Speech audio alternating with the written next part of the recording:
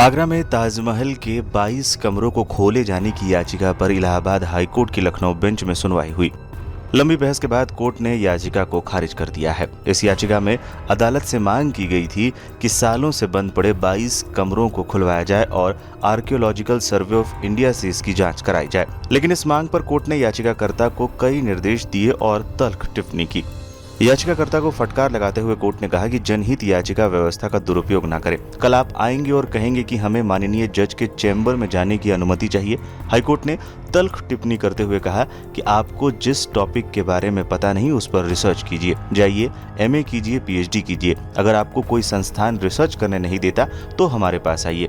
High court ने साफ कहा कि हम इस याचिका की सुनवाई टालेंगे नहीं। आपने ताजमहल के 22 कमरों की जानकारी किससे मांगी? हाईकोर्ट की लखनऊ बेंच में जस्टिस डीके उपाध्याय और सुभाष विद्यार्थी की बेंच ने मामले की सुनवाई की। अदालत की सुनवाई में याचिकाकर्ता रजनीश सिंह के वकील ने कहा कि देश के नागरिकों को ताजमहल के बारे में सच जानने की जरूरत है।